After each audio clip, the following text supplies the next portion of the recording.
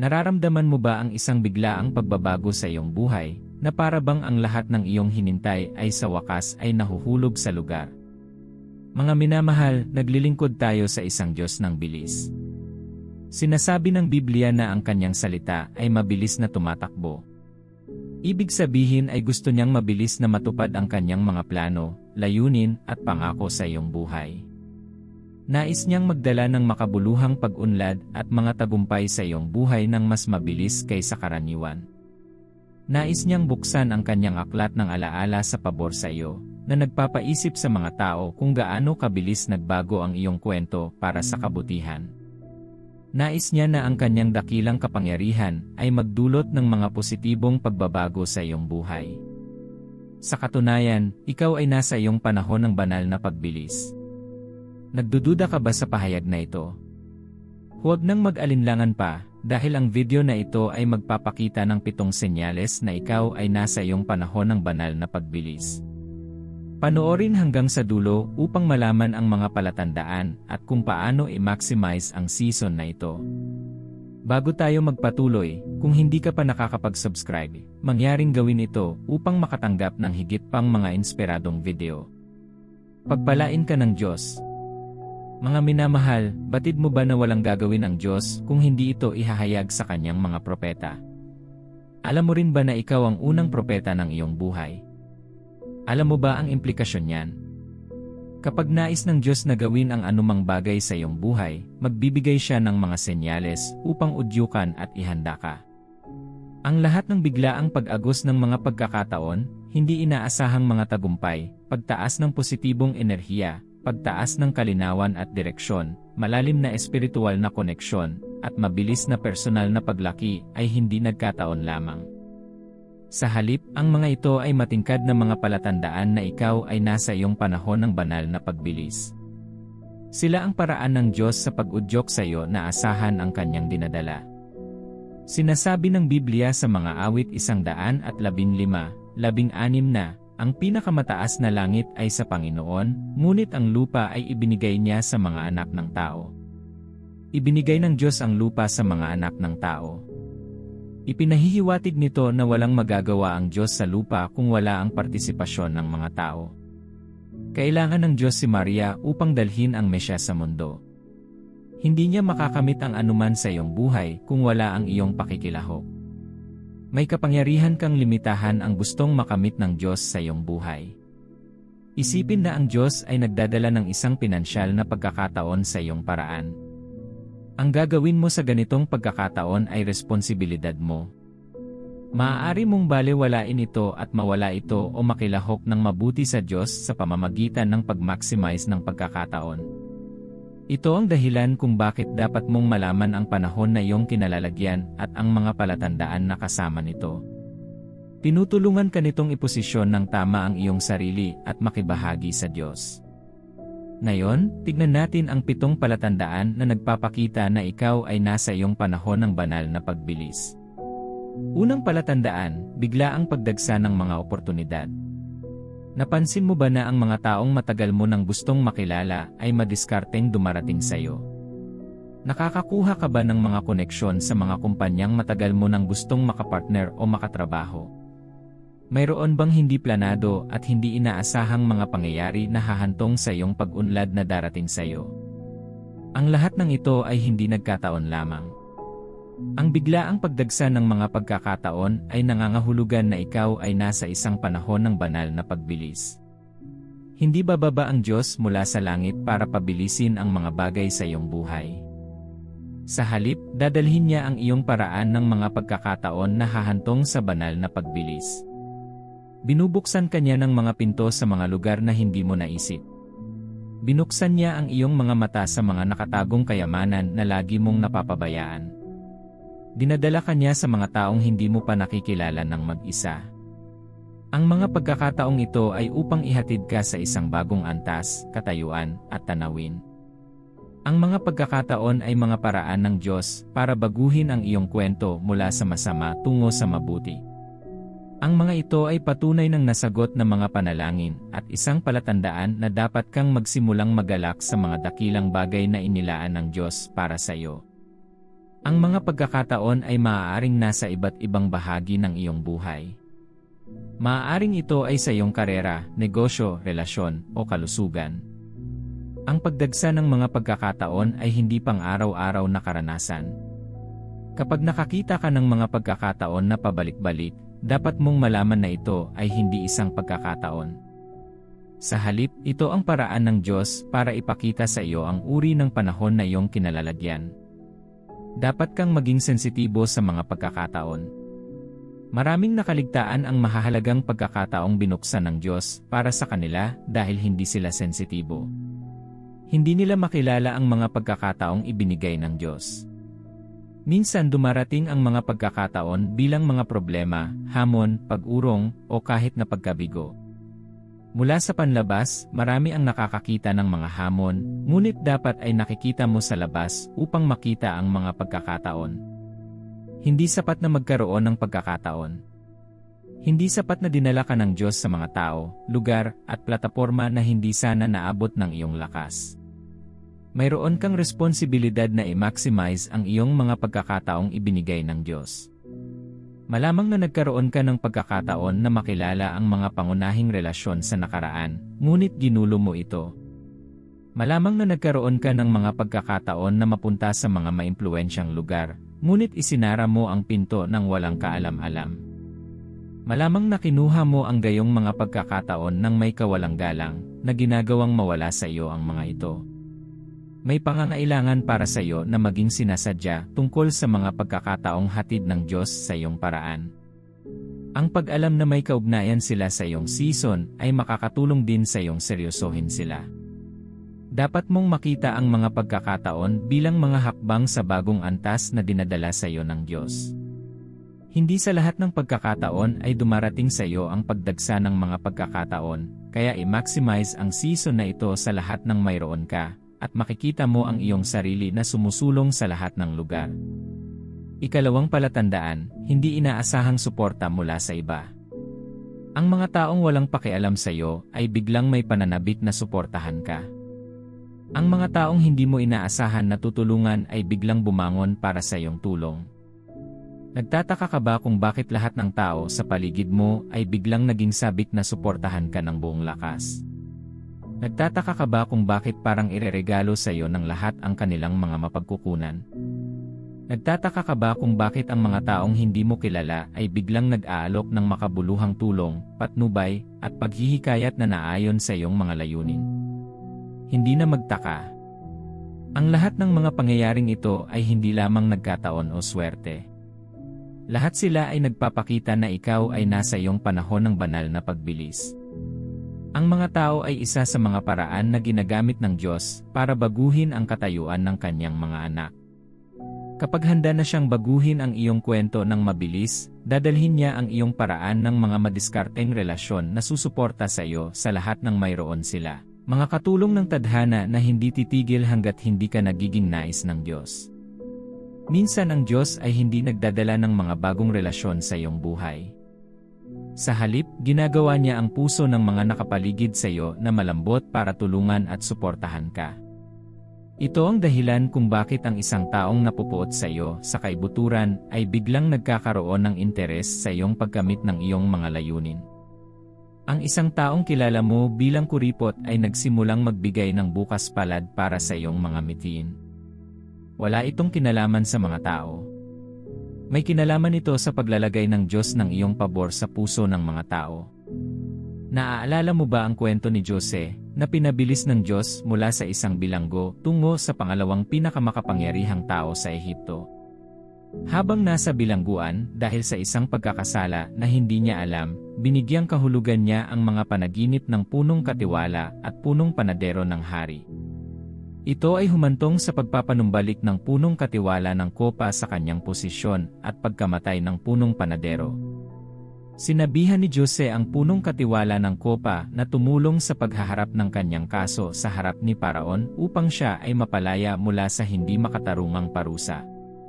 Sa kasamaang palad, hindi na alala ng punong katiwala si Jose, hindi niya iniharap sa hari ang kaso ni Jose. Nang dumating ang panahon ng banal na pagpabilis ni Jose, ginawa ng Diyos ang hari na magkaroon ng panaginip na hindi niya maalala, ngunit ito ay patuloy na bumabagabag sa kanya, isang panaginip na walang sinuman sa bansa ang makapagpaliwanag. Ito ang umakay sa punong katiwala ng kopa na nagsalaysay ng kakayahan ni Jose na ipaliwanag ang mga panaginip sa hari. Sinabi ng punong katiwala ng kopa sa Genesis 41:11, 12, ang bawat isa sa amin ay nanaginip sa gabi ring iyon, at ang bawat panaginip ay may kanya-kanyang kahulugan. Ngayon ay isang Hebreo ang kasama namin, isang lingkod ng kapitan ng bantay. Sinabi namin sa kanya ang aming mga panaginip, at ipinaliwanag niya ang mga ito sa amin, na ibinigay sa bawat isa ang kahulugan ng kanyang panaginip. Ang punong katiwala ng kopa na nagsasalaysay ng husay ni Jose sa harap ng hari ay ang paraan ng Diyos sa pagpapalaki ng mga tao upang suportahan si Jose sa pagkamit ng kanyang layunin. Sa pamamagitan ng suportang ito, nagkaroon ng pagkakataon si Joseph na bigyang kahulugan ang panaginip ni Faraon at magbigay ng solusyon sa panaginip. Ito ay humantong sa kanyang acceleration mula sa isang bilanggo lamang sa isang malayang tao at ang pangalawang pinakamakapangyarihang tao sa Ehipto. Sa loob ng ilang sandali, ang isang bilanggo ay nakakuha ng posisyon sa pamamahala, isang asawa, at lahat ng kayamanan. Si Joseph ay hindi magkakaroon ng pagkakataong makapasok sa palasyo kung walang punong mayordomo na maaaring magbanggit sa kanya sa harap ni Paraon. Hindi sapat ang regalo, kailangang itaas ng Diyos ang mga tao upang suportahan ka bago mo maranasan ang banal na pagbilis na binalak ng Diyos para sa iyo. Habang ginagawa ka ng Diyos na makaranas ng pabor sa paningin ng iba at makakita ng hindi inaasahang suporta mula sa mga tao, hindi mo dapat baliwalain ang suporta o tingnan ito bilang isang normal na pagkilos na naidulot ng iyong kakayahan. Pahalagahan ng Diyos para sa suporta at pahalagahan ang mga tao na itinaas ng Diyos upang suportahan ka. Iwasan ang mga pattern ng pag-ugali na magre-rebelde laban sa mga itinaas ng Diyos upang suportahan ka. Tingnan ng mga tao na dinala ng Diyos ang iyong paraan bilang mga sisidlan at potensyal na instrumento na magagamit ng Diyos para isulong ka. Maaaring hindi sila kamukha nito, kaya tratuhin mo sila ng mabuti habang umaasa ka sa Diyos para sa iyong pagbabago ng kwento. Ikatlong palatandaan, tumaas na kalinawan at direksyon. Isa sa mga mahalagang palatandaan na panahon na ng iyong banal na pagbilis ay ang pagkakaroon mo ng higit na kalinawan at direksyon tungkol sa buhay, iyong mga layunin, at lahat na maghahatid sa iyo sa banal na pagbilis. Nararamdaman mo ang isang mas mataas na pakiramdam ng pag-alam kung ano ang palaging nakakubli. Ang mga bahagi ng iyong buhay na palaging nakakalito ay nagsisimulang magkaroon ng hugis. Ang kalinawan ay nagsisimulang dumating sa mga nasabing lugar. Bigla, nagsisimula kang magkaroon ng premonisyon sa kung ano ang gagawin at kung paano ito gagawin. Mayroon kang malinaw na direksyon sa mahahalagang desisyon. Nagsisimula kang magkaroon ng malakas na damdamin na maghahatid sa iyo patungo sa tamang landas. Mga minamahal, kapag dinala ka ng Diyos sa isang panahon ng banal na pagbilis, lahat ng bagay tungkol sa iyong buhay ay nakakaranas ng isang quantum leap patungo sa layunin at kalooban ng Diyos para sa iyong buhay. Gayunpaman, ang pag-aliin sa isang layunin na kulang sa linaw ay magiging isang mahusay na pakikibaka. Upang gawing malambot ang iyong puso at handang umayon sa kanyang layunin, tinitiyak ng Diyos na magdadala siya ng kalinawan at direksyon. Biglang nilinaw ng Diyos ang mga kaloob na natutulog sa iyo, na siyang susi sa iyong bagong antas. Bigla na lang, tumaas ang direksyon at pamumuno mo. Sa isang sulyap, alam mo kung ano ang gagawin kapag nahaharap sa isang desisyon na gagawin. Maaari rin itong magpakita sa anyo ng pag-unawa. All of a sudden, alam mo na ang aktual na babae na nababagay sa iyong kapalaran patungkol sa kasal. Biglaan, nagsimula kang makakita ng mga pulang bandila na palagi mong binabaliwala sa nakakalasong relasyon na iyon. Nang walang stress, alam mo ang mga pamumuhunan na dapat mong gawin at ang mga magdudulot ng malaking pagkalugi sa pananalapi. Bigla mong nakikilala ang mga relasyon sa paligid mo na kailangan mong putulin at ang kailangan mong linangin. Isaalang-alang ang kwento ni Jose, ang anak ni Jacob, Nang tumayo siya sa harap ni Paraon, hindi lang niya binigyang kahulugan ang panaginip ng hari. Sa pamamagitan ng supernatural na karunungan at direksyon, ibinigay ni Joseph ang solusyon sa panaginip na kanyang binibigyang kahulugan. Ang solusyon ay humantong sa banal na pagbilis na naranasan ni Joseph. Isipin sandali na si Jose ang nagbigay ng interpretasyon, at pagkatapos ay tinanong siya ni Paraon kung ano ang maaaring gawin, ngunit wala siyang solusyon. Malamang na pinatawad si Jose at binigyan ng ilang makaharing mga regalo, habang ang taong nagbigay ng solusyon ay ang pangalawang pinakamakapangyarihang tao sa Ehipto. Ang iyong pananagutan sa kalinawan at direksyon na hatid ng Diyos sa iyong paraan ay angkop na pagsunod. Kapag mayroon kang kalinawan mula sa Diyos sa isang bahagi ng iyong buhay, humakbang upang gawin ang sinasabi ng Diyos. Kapag itinuro niya sa iyo ang landas na kailangan mong sundan, ang pagsuway ay nagsasayang sa iyo ng kalinawan na ibinibigay sa iyo ng Diyos, nakakaligtaan ang mga gantimpala sa paggawa ng sinabi ng Diyos, at kalaunan ay nakakaligtaan ang pagkakataong tumanggap ng higit pa. Dapat kang maging determinado na mamuhay ng isang buhay na sumusunod sa Diyos. Ika-4 na palatandaan, malalim na espiritual na koneksyon sa Diyos. Ang isang malalim na espiritual na koneksyon ay isang mahalagang tanda na nagpapakita na ikaw ay nasa iyong panahon ng banal na pagbilis. Nakakaranas ka ng mas malalim na pakiramdam ng koneksyon sa Diyos. Ito ay maaaring sa kung paano mo biglang nalaman na wala kang magagawa kung wala ang Diyos. Ginagawa nitong palagi mong ipagkatiwala ang iyong mga paraan at hakbang sa Diyos sa panalangin. Bihirang gusto mong magsimula ng isang proyekto na hindi mo ipinagdasal sa Diyos. Nagsisimula kang makita ang pangangailangan na gumugol ng mas maraming oras sa pagdarasal. Habang nagdarasal ka, mas nagiging konektado ka sa Diyos at nakakakuha ng higit pang mga insights sa kapangyarihan ng panalangin.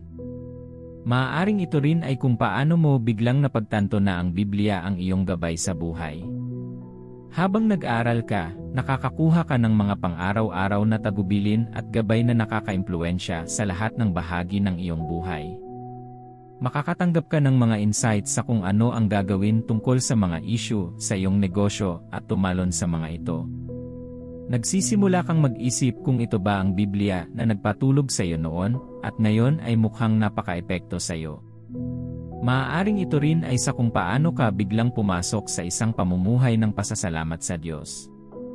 Bigla kang binibigyan ng pagsamba sa Diyos sa lahat ng oras. Ang pagsamba ay isang multiplier. Ito ay tumutulong sa iyong bitag ang presensya ng Diyos sa iyong kalamangan. Ang tanda na ito ng isang malalim na espiritual na koneksyon ay kinakailangan dahil kailangan mo ng mas mataas na puwersa upang makaranas ng banal na pagbilis. Pag-isipan ito, walang magagawa ang mananampalataya kung wala ang Diyos. Sa Juan 15:5, sinasabi ng Biblia, "Ako ang puno ng ubas, kayo ang mga sanga. Kung kayo'y mananatili sa akin at ako sa inyo, kayo ay magbubunga ng marami, bukod sa akin, wala kayong magagawa." Nakukuha ng sangay ang lahat, kabilang ang mga sustansya, mula sa baging. Ang pagiging sangay ni Jesus ay nangangahulugan na makukuha mo ang lahat ng kailangan mo mula sa Kanya. Ang pakiramdam ng koneksyon na ito ay nagbibigay sa iyo ng libreng daloy ng kapangyarihan, lakas, mapagkukunan, mga tagubilin, at mga direksyon na kinakailangan para sa iyong banal na pagbilis. Ang iyong tugon sa sign na ito ay nagbibigay ng mas maraming oras sa mga aktibidad na nagdudulot ng malalim na espiritual na koneksyon. Gumawa ng mas maraming oras para manalangin, mag-aral ng salita, at sumamba sa Diyos. Gamitin ang timing at lokasyon na nagliligtas sa iyo mula sa mga abala. Ibigay ang iyong buong atensyon sa Diyos kapag Siya ay kumokonekta sa iyo. Sa Lumang Tipan, marami ang lumikha ng mga altar pagkatapos ng anumang pagkilos ng malalim na kaugnayan sa Diyos. Lumikha ng iyong mga altar sa pamamagitan ng pagbibigay ng mas maraming oras at atensyon sa Diyos upang mapanatili ang isang malalim na espiritual na koneksyon. 5 palatandaan, pag-akyat ng positibong enerhiya. Ang pag-akyat ng positibong enerhiya ay ang susunod na senyales na ikaw ay nasa iyong panahon ng banal na acceleration. Nagsisimula kang makaramdam ng isang malakas na drive at enerhiya upang ituloy ang iyong mga plano at adhikain, isang malakas na kamalayan na ang lahat ng bagay ay posible. Pinipili mong maniwala na ang lahat ng bagay na iyong pinapatungan ay dapat umunlad. Kahit na mukhang hindi maiiwasan ang kabiguan, mayroon kang panloob na lakas ng loob na subukan muna. Parang walang imposible sa iyong paningin.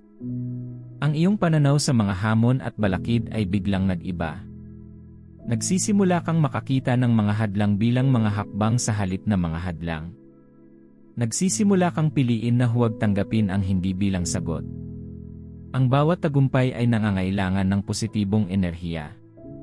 Ang bawat tao'y gumagawa ng isang kahanga-hangang bagay ay may malaking sukat ng positibong enerhiya na lumalamon sa negatibong enerhiya sa kanilang paligid. Marami ang nabigo dahil pinapayagan nila ang negatibong enerhiya sa kanilang paligid. Binibigyan ka ng Diyos ng positibong enerhiya sa iyong panahon ng banal na pagbilis. Minsan hindi mo masasabi kung bakit ka optimistic na gagana ang iyong mga plano, alam mo lang na may positibong enerhiya sa loob mo. Nakikita ng mga tao ang imposible, ngunit kung ano ang gumagana sa iyo ay nakakakita ka ng posibilidad. Kahit na nabigo ka, nakikita mo ang pangangailangan na itulak muli. Nakikita mo ang kabiguan bilang bahagi ng kwento ng tagumpay at hindi ang katapusan ng buhay. Baka nawalan ka ng puhunan, nawalan ng trabaho, o nawalan ng trabaho.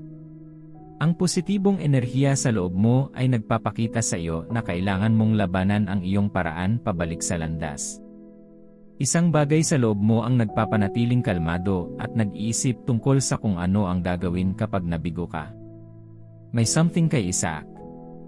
Siya marahil ang pinakamahusay na halimbawa ng isang karakter sa Biblia na may surge of energy sa kanyang panahon ng banal na acceleration.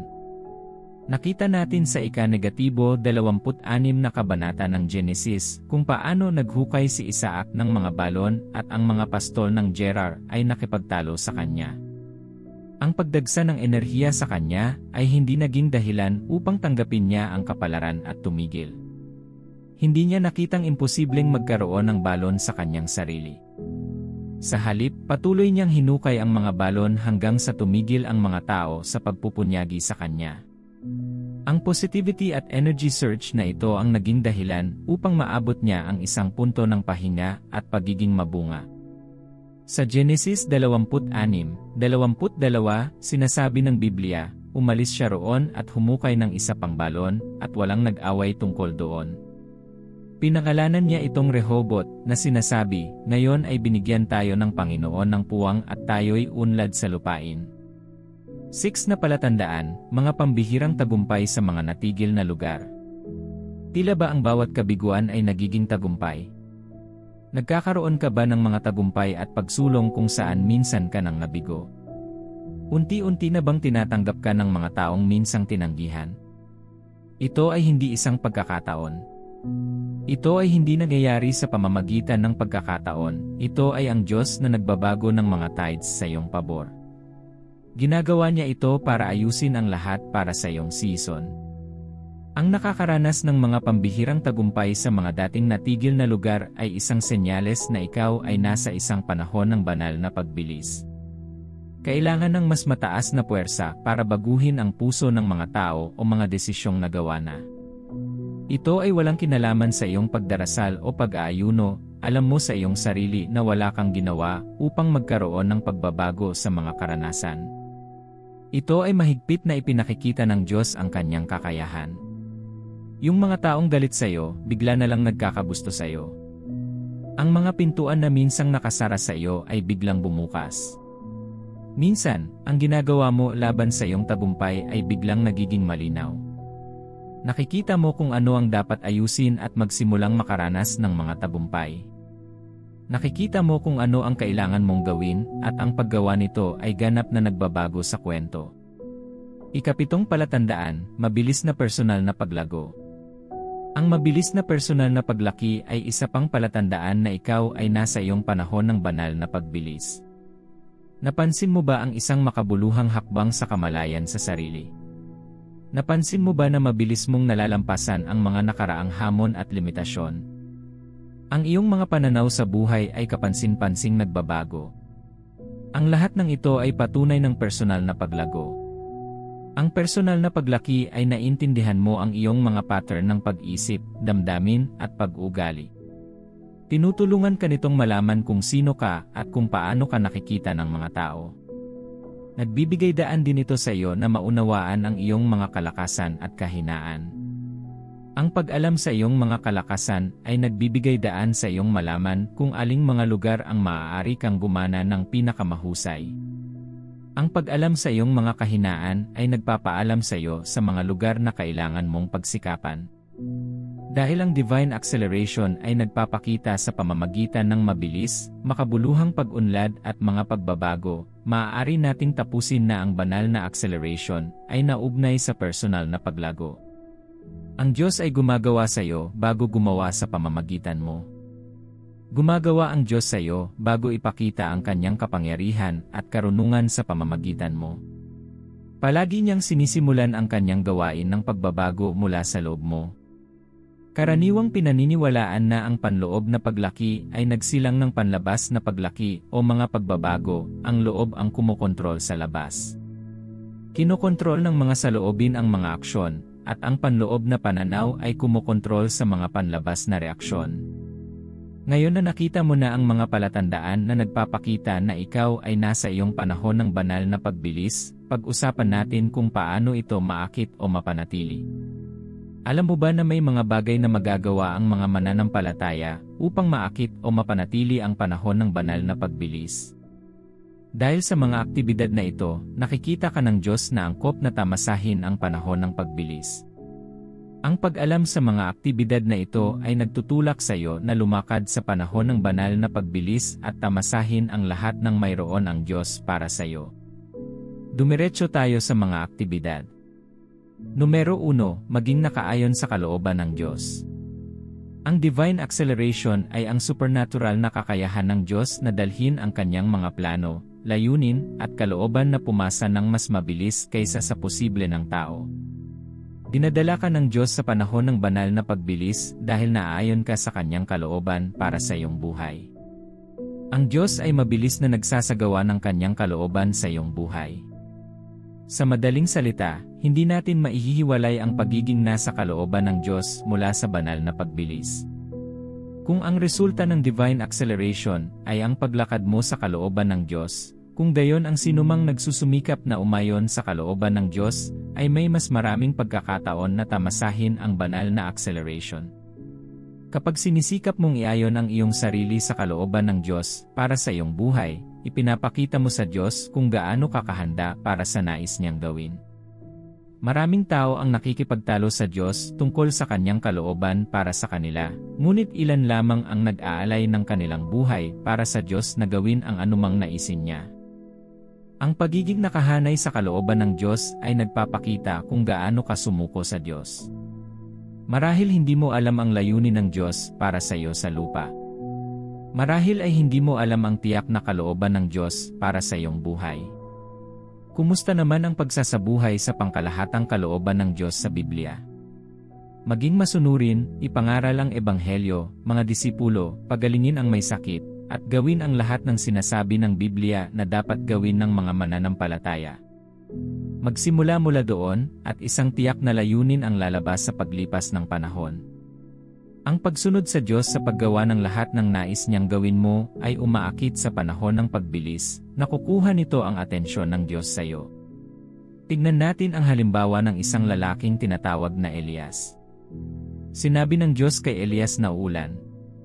Inihatid ni Elias ang mensahe at pumunta sa tuktok ng bundok Carmel upang ipanalangin ang kalooban ng Diyos. Sa pamamagitan ng pagdarasal, iniayon niya ang kanyang sarili sa gustong gawin ng Diyos.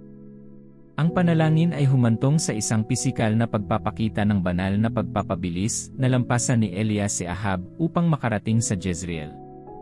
Sinasabi ng Biblia sa Isa Hari 18 oras 46 minuto, ang kapangyarihan ng Panginoon ay dumating kay Elias at isinuot ang kanyang balabal sa kanyang sinturon, siya ay tumakbo na nauna kay Ahab hanggang sa Jezreel. Hindi naman siya nagdadasal na malampasan si Ahab, Ngunit ang kanyang panalangin para sa kalooban ng Diyos na mangyari ay nagdala ng banal na pagbilis. Bilang 2, manalangin para sa banal na pagpabilis. Ang isa pang paraan para makalakad ka sa banal na acceleration sa buong buhay mo ay ang patuloy na hilingin ito. Nangako ang Diyos na ipagkakaloob niya sa atin ang lahat ng ating hilingin sa Kanya. Siya ay isang mabuting Diyos na hindi magkakait ng mabubuting bagay sa Kanyang mga anak. Sinasabi ng Biblia sa mga awit 84:11, sapagkat ang Panginoong Diyos ay araw at kalasag, ang Panginoon ay nagkakaloob ng lingap at karangalan. Walang mabuting bagay na ipinagkakait niya sa mga taong walang kapintasan ang lakad. Laging ipanalangin na pabilisin kanya at asahan na mangyayari ito, iyan ay pananampalataya. May isang lugar ng pananampalataya sa makita ang panalangin ay natupad. Ang pag-asa ay ipinapakita sa kung gaano kakahusay naghahanda para sa panahon ng banal na pagbilis. Laging gumugol ng dekalidad na oras sa pananalangin, naghahanap ng patnubay ng Diyos, at iniayon ang iyong mga hangarin sa kalooban ng Diyos. Ang pagdarasal na lumakad sa kanyang kalooban ay pagdarasal para sa banal na pagbilis. 3, pangangasiwa. Ang isa pang paraan na maaari mong iposisyon ang iyong sarili para sa isang panahon ng banal na pagbilis ay ang pangangasiwa. Kapag naubos ka na para gamitin ng tama ang ibinigay sa iyo ng Diyos, ipinoposisyon mo ang iyong sarili para sa banal na acceleration. Dapat mong aktibong gamitin ang iyong mga kaloob at kakayahan upang maglingkod sa iba. Mula sa kwento ng talinghaga ng mga talento, makikita natin kung gaano kabilis nagbigay ng mas maraming talento ang Panginoon sa mga alipin na nagparami ng kanilang mga talento. Hindi handa ang Diyos na mabilis na magbigay ng higit pa sa mga taong hindi mabuting tagapangasiwa ng kung ano ang mayroon sila ngayon. Nais niyang magdagdag ng mas mabilis sa mga aktibong gumagamit ng ibinigay ng Diyos sa kanila.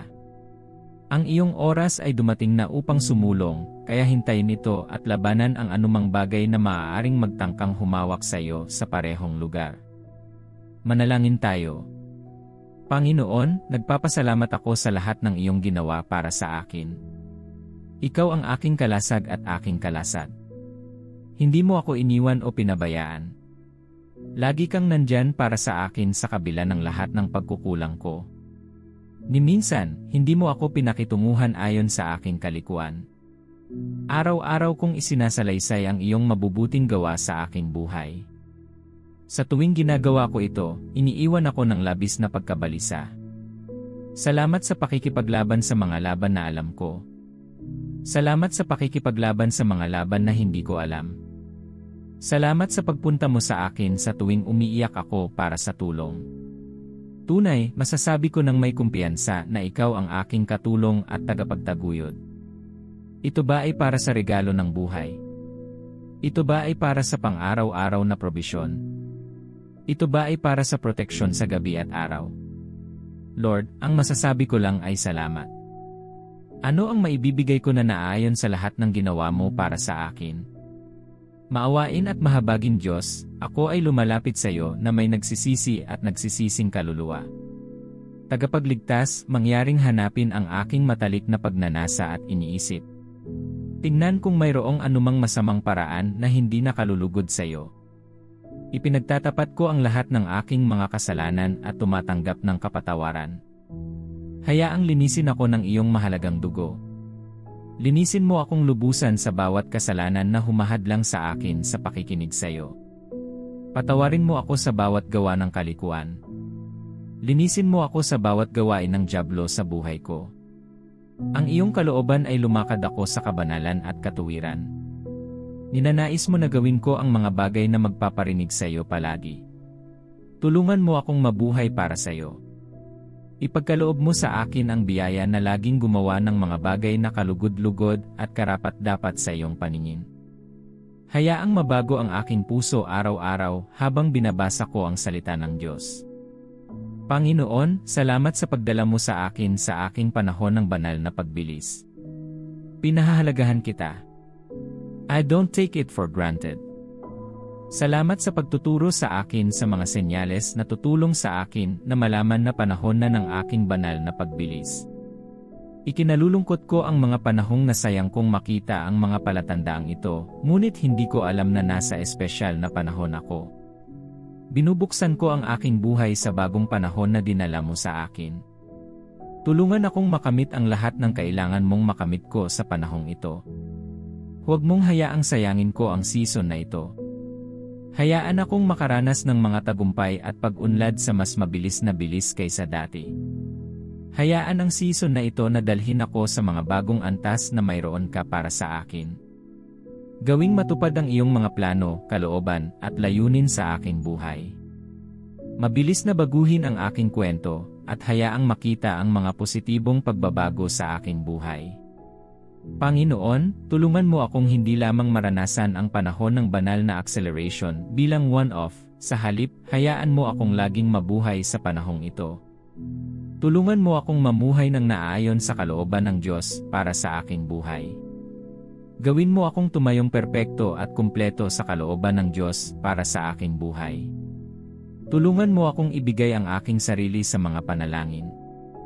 Habang nagdarasal ako, hayaan ang tamang direksyon at pagtuturo na dumating sa akin. Panginoon, alam ko na hindi mo gusto ang kawalan ng bunga. Alam kong kinasusuklaman mo na ako ay walang ginagawa sa mga regalong ibinigay mo sa akin. Tulungan mo akong maging mabuting tagapangasiwa ng mga kaloob at kakayahan na ibinigay mo sa akin.